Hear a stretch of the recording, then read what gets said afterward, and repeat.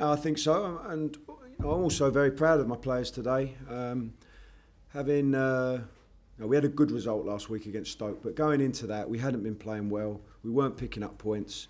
I think we really turned a corner last week, and we showed that again today. So very pleased with the players, the performance, and I think we showed a lot of different qualities today.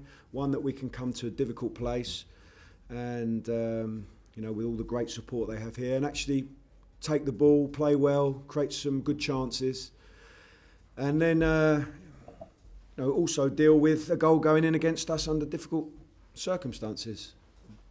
Not feel sorry for ourselves, get on with the job.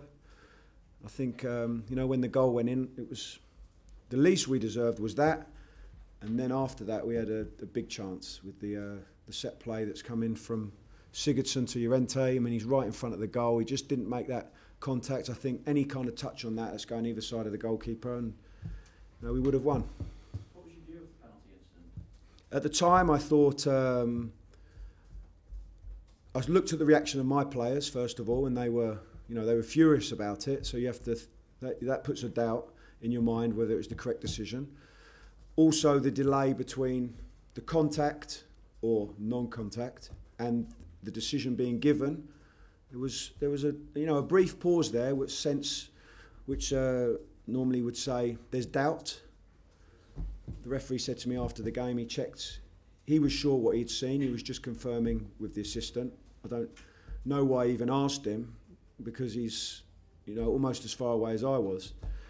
And then replays show that the player deceived the referee. There's no other way to look at it.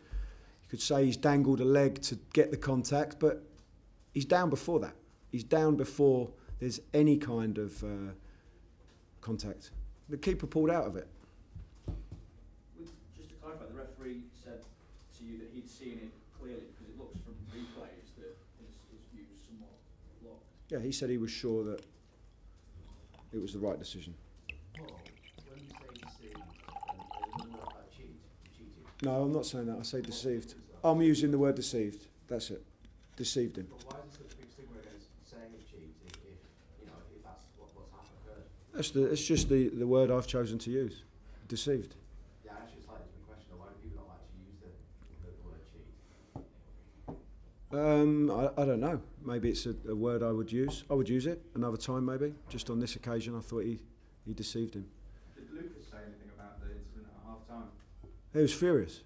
He said, I've gone down to, get my hands on the ball, and I can see that now I can't get it. So, I've come away from it, and he's gone down before the contact. You've been impressed with the way that your team actually took it to United from the start? Yeah, very pleased with the first half performance. The way we played some really good football. Built it from the back. We got a lot of good technical players, and it showed a lot of confidence to come here and play like that. Paul, in terms of the decision you think the ref basically gets? I don't know. I know you don't get the opportunity to ask him that, but I just felt there was doubt. So I don't think he was sure. Were you worried at half time when you came in that the players obviously still furious about it, something so clear that would affect what went on? No, I wasn't worried. It's part of my job to make sure that they're focusing on what's happening next and not what's happened. You can't do anything about that. You can only try and control or influence what's going to happen when they go back out there. And I think they responded well. When you say that the referee felt the need to check, even though he said he was sure, does it make you wonder in a game where the points are so vital for you, the pressure is so big that they would take any sort of chance on a decision? I only know myself, and if I'm sure about something, I don't check with my assistants. I make the decision. That's it. If I'm unsure and want their opinion or their feedback, then I'll ask them. Montero lasted over 6 minutes, come back, does it look like a hamstring again? Yeah, incredible. He's waited very patiently for his opportunities, and it was the first moment he really was able to get on the ball and penetrate down the side, got past a couple of players, got in a good position, cross was blocked, corner, so it's a good first impact. And in that action, he overstretched the hamstring, and he has injured it. It's not the same one he did last time around Christmas time. It's a different one. How bad it is, I don't know. You must be fearing, though, given the way he responds to hamstring injuries, that could be it. Well, it was a lengthy one last time, but we have to try and remain optimistic that it's not as bad as that, and he'll be back sooner rather than later. Paul, we've seen the goal line technology come in. Would you like to see video technology for contentious decisions such as that one, or is it a very grey area? Or do you think it has to be introduced? No, for me it's not a grey area. It has to be done. I've said it already this season in my time since I've been here, where we played Burnley. We played Burnley at home. Cross has gone into the box. Their players handled it. Their player. All our players are saying handball for their player handling it. He gave a penalty to Burnley.